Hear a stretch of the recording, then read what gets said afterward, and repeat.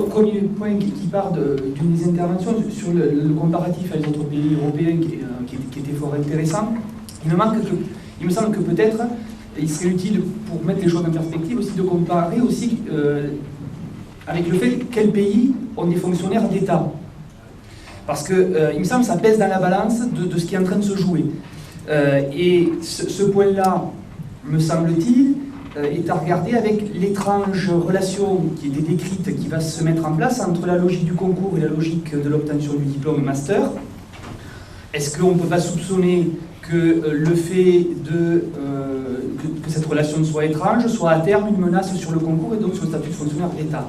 Donc ce qui m'amène au deuxième point, ce sera très rapide, c'est que du coup ça pose la question de quelle école est en jeu, et y compris dans la masterisation, quelle école est en jeu sur l'égalité du territoire national. Je ne rentre pas dans les détails, ville riche, ville pauvre, etc. Mais du coup, les questions de formation n'engagent pas que des questions de formation, engagent aussi des questions de politique scolaire.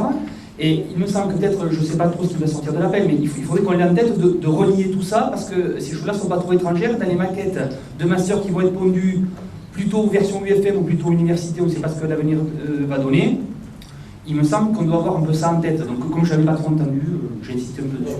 En même temps, donc évidemment, on jettera les procédures de recrutement et on jettera les fonctionnaires. Parce que si on regarde l'Europe, pour répondre à la question, c'est les pays latins. Voilà.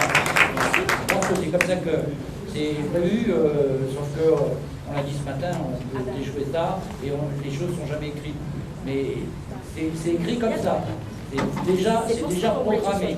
C'est l'histoire. C'est les pays latins qui ont des fonctionnaires d'État, et puis les autres pays non. Et puis il faut regarder ce qui se passe en Angleterre, où les établissements sont tous devenus des fondations. Donc c'est ces fondations qui recrutent. C'est pour ça que j'avais fait cette remarque préliminaire, dans la mesure où, comme le faisait remarquer Philippe, le recrutement et la formation des enseignants, c'est un élément d'un système, et c'est tout le système qui est en train d'être touché. Il y a eu aussi des mesures de carte scolaire, et donc il y a un démantèlement de la fonction publique, et il y a un démantèlement de l'enseignement public. Les deux sont concomitants.